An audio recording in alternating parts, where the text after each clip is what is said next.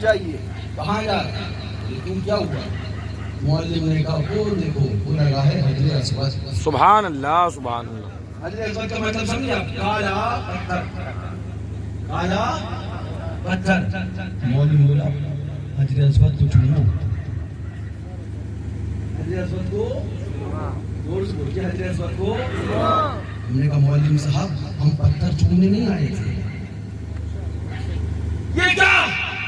इतना जमाना तक पैसा जमा किया, इकट्ठा किया, उसके बाद हमने पासपोर्ट बनवाया, वीजा लगवाया, आज काबे के अंदर आए हैं तो तुम कहते हो पत्थर को चूम लो, हजरे अस्वद को बोसा दे लो। अगर पत्थर ही चूमना था तो मछली बाजार में बहुत पत्थर थे, चूम लेते। अरे तो नहीं कह रहा हूँ, मौलवी साहब क्या बात कर रहे हो? हजरे अस्वद को चूमने आए? अरे हरम है, मुझे इबादत करने दो। मौलवी बोला ठहरिए, आपको तवाफ करना है कि नहीं करना है? तो यहाँ तवाफ करना है। तो बोला पत्थर को चूमो।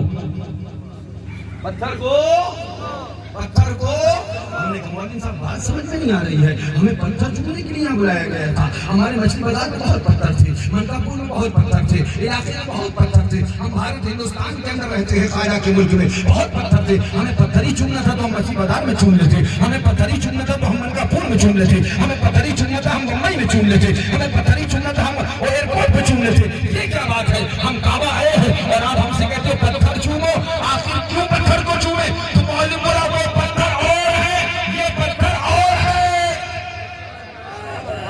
मैं आपको एक हकीकत समझाना चाहता हूं, वो पत्थर और ये पत्थर।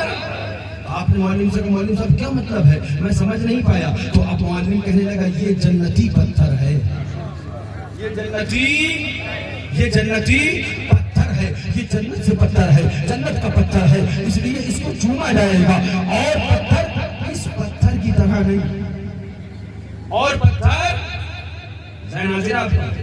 और पत्थर इस पत्थर की तरह इंडिया का पत्थर है, वो सिर्फ पत्थर है। आपके मनकापुर में सिर्फ पत्थर है, आपके मछली बाजार में सिर्फ पत्थर है, आपके हिंदुस्तान के अंदर सिर्फ पत्थर है, मगर ये पत्थर जन्नत का पत्थर है।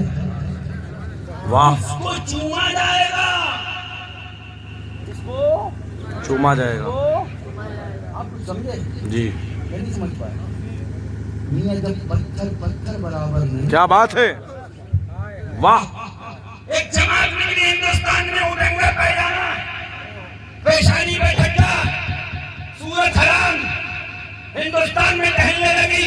मैंने सुन्नियों से कहा, सुन्नियों कहाँ जा रहे हो? जो कौम आज तक अपने पैजामे को ठीक ना कर सकी वो तुम्हारा ईमान कहाँ से ठीक करेगी?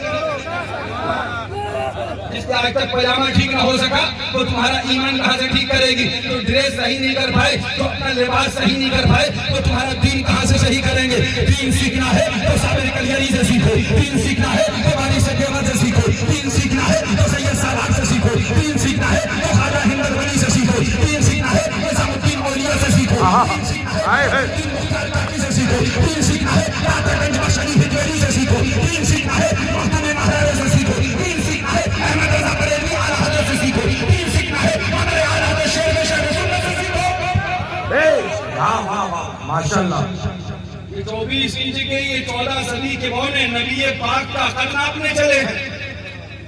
नबी हमारी तरह बशर, नबी हमारी तरह बशर, नबी हमारी तरह बशर, नबी हमारी तरह बशर। माज़अल्लाह, बोलो माज़अल्लाह माज़अल्लाह। ओ देवबंदियों, ओ वहाबियों, कहाँ जा रहे हो? कहाँ मर रहे हो? आओ थोड़ा सही, चूमना तो तुम्हारे बाप को भी पड़ेगा, वाह, तुम्हें भी, तुम्हारे बाप को भी चूमना पड़ेगा। तो गरीब नवाज के पत्थर को चूमने को शिर्क कहे, साबिर पाक के मजार के संग को चूमने को शिर्क कहे, प्यारे वाली से पाक पे चूम ले तुम मुशीक कहे। आओ, काबे में खुदा ने पत्थर लगवाया और खुदा ने चुमवाया है।